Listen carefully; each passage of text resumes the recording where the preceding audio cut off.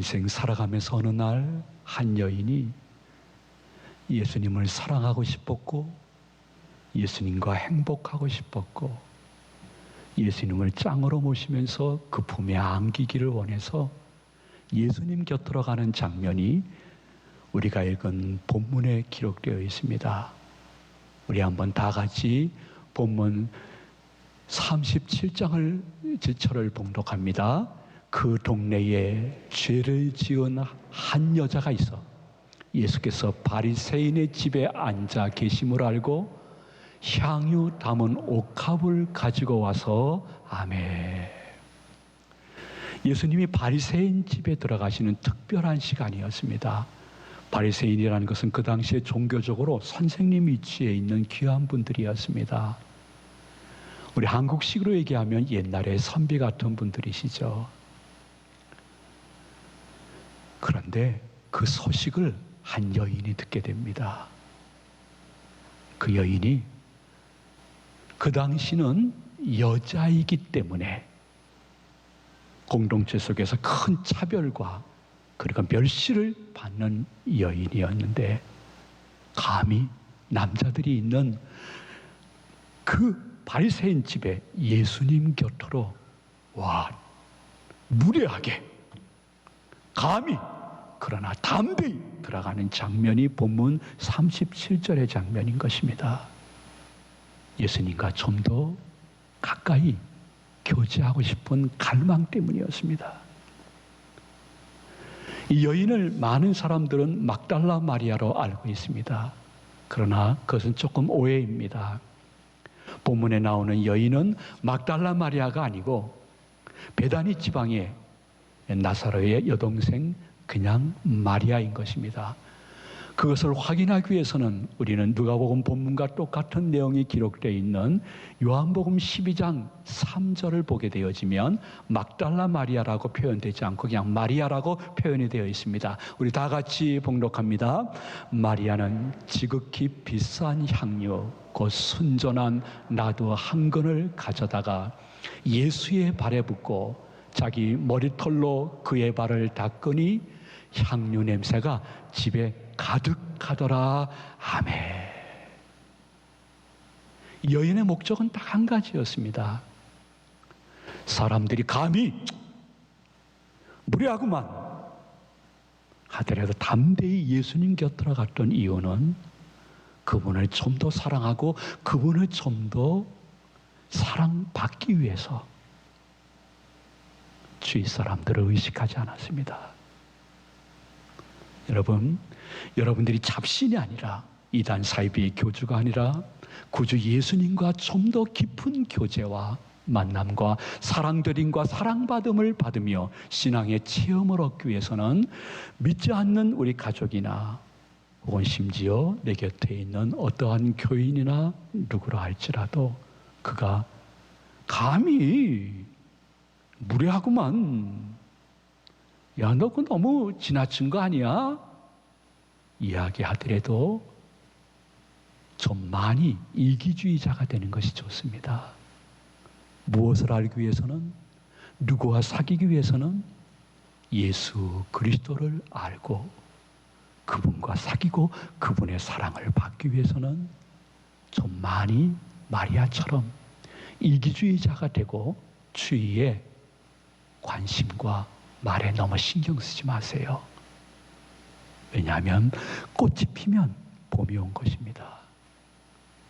마찬가지로 마리아처럼 그분을 향한 애틋한 사랑을 바쳐 예수님을 만나게 되어지면 인생과 신앙에 봄이 오는 것은 더 이상 말할 필요가 없기 때문인 것입니다. 저는 예수님을 제대로 믿으면 인생이 완성된다고 생각하는 사람입니다. 그래서 이 여인은 예수님 곁에 가서 예수님께 자신의 사랑을 표현할 때에 몇 가지로 그 사랑 표현하는 모습이 본문에 기록되어 있는데 그 여인의 모습과 여러분의 신앙의 형태를 예수님은 마치 슬로우 비디오 보듯이 이렇게 보시면서 축복하시는 것입니다. 제일 먼저는 38절 상반절 말씀해 보니 바리새인 집에 들어간 마리아는 예수님 앞에 감히 서지 못했습니다. 뒤로 가서 예수님 발 곁에 섰습니다. 무엇을 보여줍니까? 신앙이라는 것은 예수님 앞에서 그분을 지극히 사랑하는 표현도 해야 되지만은 그분을 향한 거룩한 두려움, 경외심도 같이 있어야 될 것을 우리에게 교훈해 주는 것입니다. 여러분이 만일 예수님에 대한 사랑만 많고 그분을 향한 두려움, 경외심이 없게 되어지면 아주 버릇없는 손자처럼 신앙이 형편없어질 것입니다. 반대로 예수님이라고 하면 무조건 두려워하기만 하고 그분을 사랑하는 표현이 없다고 하면 여러분의 신앙은 질질 끌려다니는 노예의 신앙과 별로 다름이 없게 될 것입니다. 지금까지 잘 감당하셨지만은 본당에 계시던 영상으로 지금 예배를 드리던 예수님 모시고 사는 여러분의 신앙생활은 사랑함과 두려움, 두려움과 사랑의 두 바퀴가 잘 굴러갈 수 있는 멋진 신앙인, 성숙된 신앙인들 되시기를 축복을 드립니다. 동시에 마리아가 우리들에게 신앙의 핵심을 보여주는 것은 그는 예수님 앞에 가면서 울며 눈물을 흘린 것입니다. 38절 상반절에 보면 울며 눈물로 예수님께 갔습니다. 이 눈물은 회개의 눈물이었습니다. 여러분, 오늘 날씨 엄청 좋습니다. 여러분, 예배 끝나고 나가시면서 하늘을 바라보시게 되면 정오의 태양을 볼 수 있을 것입니다. 만약에 그 정오의 태양을 눈 감지 않고 눈 뜨고 본다고 하면 눈이 부실 것입니다. 그리고 분명히 조금 더 보면 눈물이 날 것입니다. 온전하고 완전하며 죄 없으신 예수 그리스도, 전지전능하신 예수님을 여러분들이 직접 배웠게 되어지면 제일 먼저 흘리는 눈물은 자신의 죄악이 드러나 흘리는 회개의 눈물입니다. 마리아처럼 예수님을 보는 그 순간 자신의 과거와 현재의 죄악이 밝히 드러나 누가 말하지 않아도 흘렸던 회개의 눈물, 그리고 그 눈물이라는 안경을 통해서 앞으로 나의 미래는 예수님과 좀 더 가까이서 교제하고 그분을 사랑하고 그분을 사랑받는 아름다운 길을 걸어가리라 하는 헌신의 눈물. 이것은 마리아가 마리아 되게 하는 것이요, 여러분들이 예수님의 사랑을 더 받을 수 있는 아름다운 눈물인 것입니다.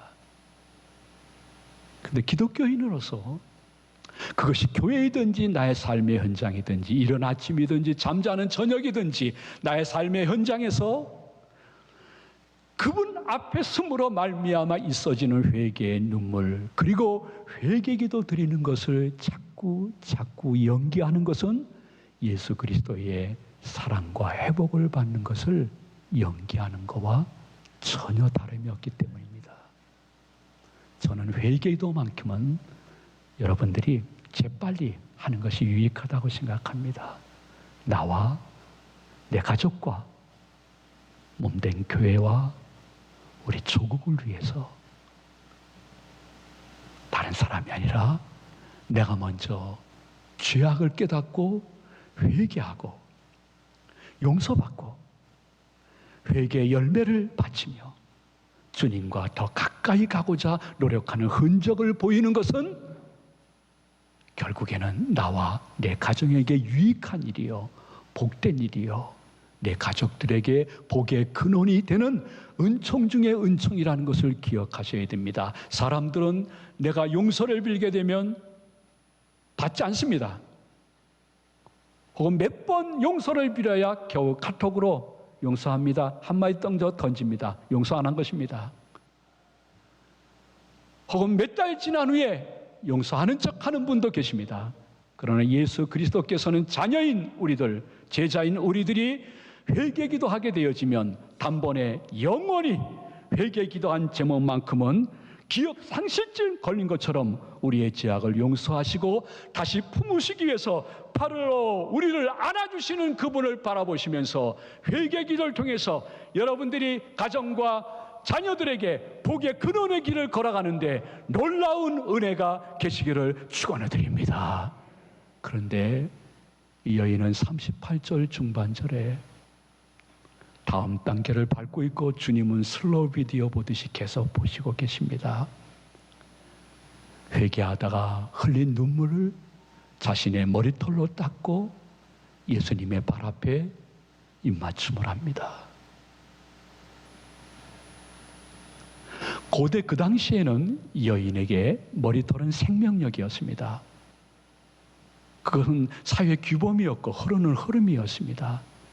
그러므로 만약 여인이 머리를 다 깎아버리게 되어지면 그 여인은 생명력이 없는 여인으로 간주되고 말았습니다.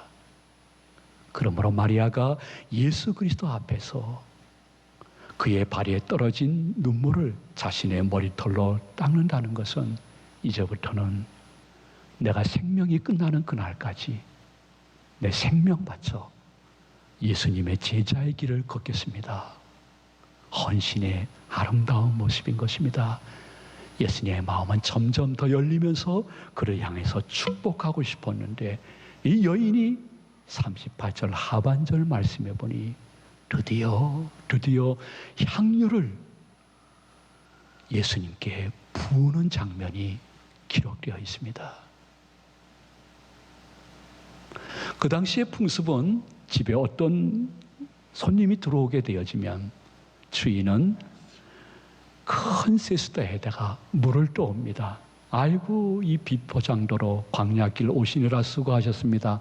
자, 발 닦으시죠. 발을 다 닦게 되어지면 손님을 위해서 기름을 준비합니다. 발등이나 발 뒤꿈치에 갈라진 부분이나 아픈 부분을 기름으로 발라서 그날 밤 상처가 낫게 하기 위한 것입니다. 그러므로 세수물이라든지 기름을 대접하는 것은 주인으로서 마땅히 할 일인데 이 마리아는 그 정도가 아니었습니다. 향료를 준비했습니다. 이 향료는 최소 수백만 원짜리요, 아주 고가는 수천만 원짜리의 향료인 것입니다. 그 당시 여인들은 결혼하기 전에 틈틈이 몇 년 혹은 몇십 년도 될 수 있겠죠. 돈을 모읍니다. 모으는 이유는 딱 한 가지입니다. 결혼 지참금을 준비하기 위한 것입니다. 그 당시 여인의 결혼 지참금은 아주 값비싼 향이었습니다.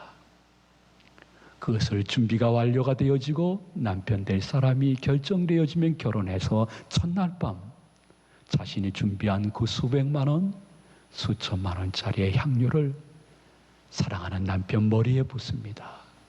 그리고 당신을 일평생 사랑할 것이니 저도 사랑해 주십시오. 남편을 향한 아름다운 사랑 고백을 향료를 부으면서 하는 것입니다. 그러므로 향료는 이 마리아 여인에게는 재산 목록 1호입니다. 그 무엇과도 바꿀 수 없는 엄청나게 고귀한 것입니다. 그것을 나는 오직 예수님께 바치기를 원합니다. 예수 그리스도의 사역을 위해서 바치기를 원합니다. 지금뿐만이 아니라 나의 일생의 어떠한 유무형의 향유도 나는 제일 먼저 예수님과 예수님의 복음을 위해서 바치기를 원합니다 하는 모습이 향유 부음 속에 들어가 있는데, 마리아의 이 신앙은 우리들에게 조금이라도 삶 속에 접목되어야 될 것은 우리의 예수님을 향한 사랑을 빼앗으려는 사회 문화, 여러 좋지 않은 흐름이 지금도 여러분들을 엄습하고 있기 때문인 것입니다.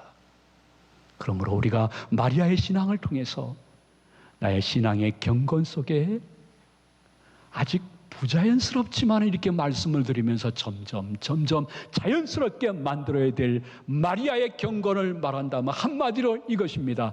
이것이 우리들의 경건이 되어야 됩니다. 자연스러운 경건이 되면 다른 사람이 아닙니다. 내게 복인 것입니다. 나는 영육간의 유일한 구주는 예수 그리스도 한 분밖에 없습니다. 저는 예수 그리스도를 사랑도 하지만은 거룩한 두려움을 가지고 같이 나아가기를 원합니다.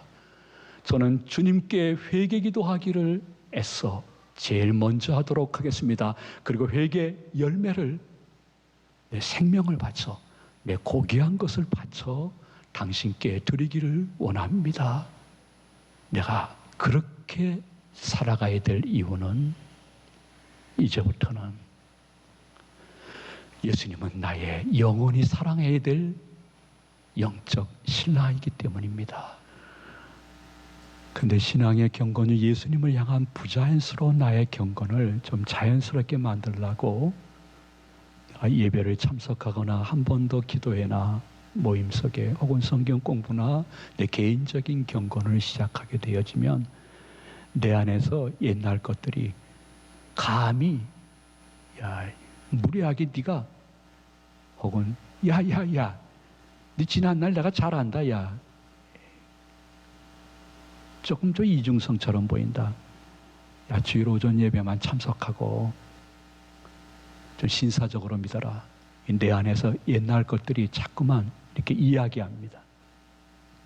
혹은 주위 나를 알고 있는 사람이 제 이상해져서 혹은 비난할 수도 있고 오해할 수도 있고 비판할 수도 있습니다.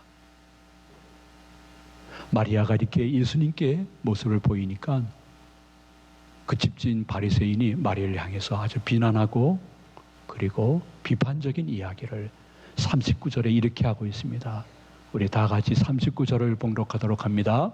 예수를 청한 바리새인이 그것을 보고 마음에 이르되 이 사람이 만일 선지자라면 자기를 만지는 이 여자가 누구며 어떠한 자 곧 죄인인 줄을 알았으리라 하거늘. 이렇게 예수님을 좀 더 가까이에서 교제하고 그를 사모하고 갈망하며 그의 사랑을 받다가 간절히 원하며 사람들은 비난합니다.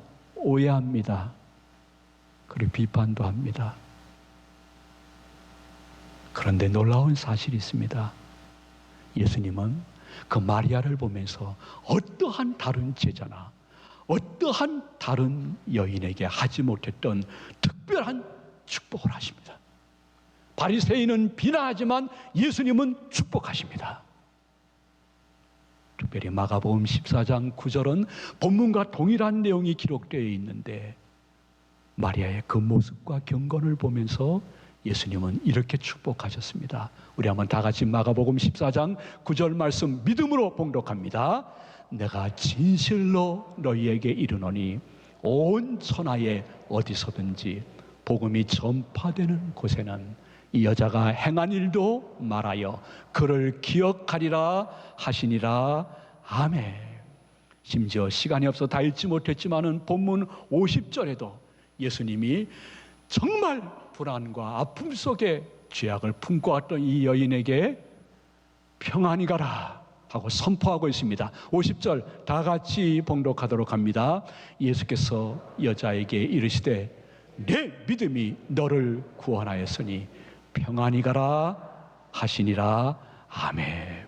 사람들은 내 주님을 향한 열정을 비난하지만 예수님은 축복하고 여러분에게 평강을 주시고 새로운 영육간의 삶의 은혜를 주시는 역사를 기억하시면서 예수님과 아름답게 연애도 하지만은 영적으로 결혼하는 마음의 헌신과 결단이 그분께 올려지는 이 시간 되시기를 그리스도의 이름으로 축원해 드립니다.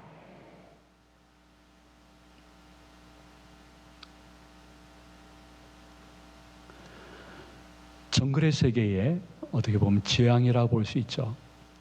범이나 호랑이를 여러분이 잘 아실 것입니다.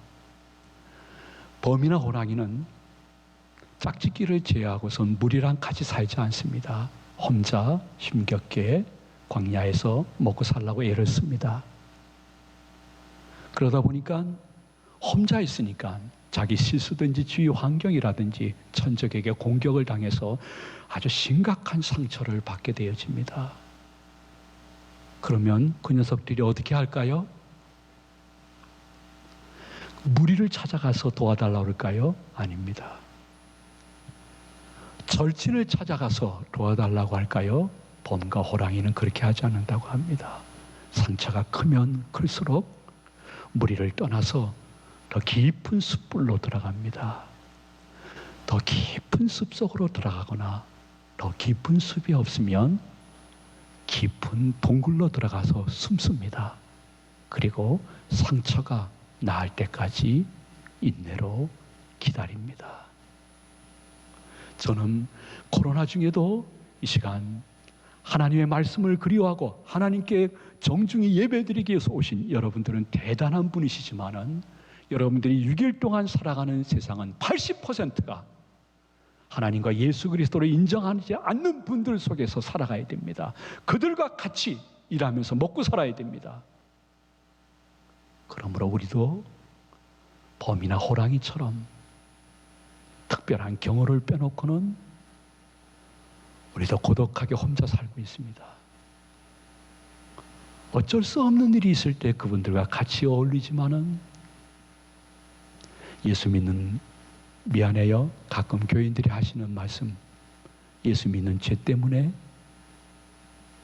저는 이제 등산회에도 나왔고 골프도 이제 줄였고 주일날 동창회도 가지 않고 모임에도 가지 않아서 저는 외톨이가 됐어요. 우리는 인생 정글, 사회 정글 속에서 외톨이가 될 수밖에 없습니다. 그럴 때 여러분들이 힘들고 어렵고 견딜 수 없을 때 여러분 친구들 찾아갈 수도 있을 것입니다. 절친에게 전화해서 하소연하고 싶을 때도 있을 것입니다. 여러분 나름대로 나는 이 취미로 이겨낼 거야. 나는 주식으로, 나는 비트코인으로 한번 대박 칠 거야. 할 수 있겠지만 기억하십시오. 봄과 호랑이는 상처가 깊으면 깊을수록 더 깊은 숲, 더 깊은 동굴로 들어갑니다. 여러분들에게 삶의 상처가 깊으면 깊을수록 더 깊은 숲, 더 깊은 동굴은 어디입니까? 여러분들에게는 그것이 예수 그리스도와 그의 몸된 교회인 것입니다. 거기로 가야 됩니다. 이유는 디모데후서 3장 12절 이하에 보면 우리가 사회생활 속에서 그리스도인으로 살라고 하면 당연히 박해를 받을 수 있고 외로울 수밖에 없음을 선포해 주면서 우리를 격려하고 있습니다. 우리 한번 다 같이 봉독하도록 합니다. 무릇 그리스도 위에서 경건하게 살고자 하는 자는 박해를 받으리라. 악한 사람들과 속이는 자들은 더욱 악하여져서 속이기도 하고 속기도 하나니 그러나 너는 배우고 확신한 일에 거하라. 그렇습니다. 여러분 샘 곁에서 목말라 죽지 마십시오. 혹시 창고 안에서 배고파 죽지 마십시오. 예수 그리스도 안에서 여러분들 죽어가는 신앙이 되지 마십시오. 예수님과 그의 몸된 교회를 교회 밖에서 부인하는 사람은 교회 밖 불신자입니다. 그러나 교회를 다니고 있지만은 예수님과 그의 몸된 교회와 예배를 통해서 내 영육이 회복되어지고 주님과 아름다운 동행할 수 있다는 것을 인정하지 않으면 교회 안에 불신자일 수도 있는 것입니다. 나는 어떻습니까? 나는 그분과 아름다운 교제와 관계와 사랑을 나누기 위해서 자연스러운 경건이 있습니까? 이제는 부자연스러워졌고 너무 어색한 것이 있습니까? 단 한 가지라도 그 부자연스러워졌던 경건을 이번 한 주간 행하다가 자연스럽게 됨으로 말미암아 점점 여러분의 입술 속에 예수님, 그분 때문에 내 인생이 점점 완성이 되고 있다는 고백을 해볼 수 있는 복스러운 우리 제2교회 모든 성도님들과 시청자님들 되시기를 주 예수 그리스도의 이름으로 축원을 드립니다.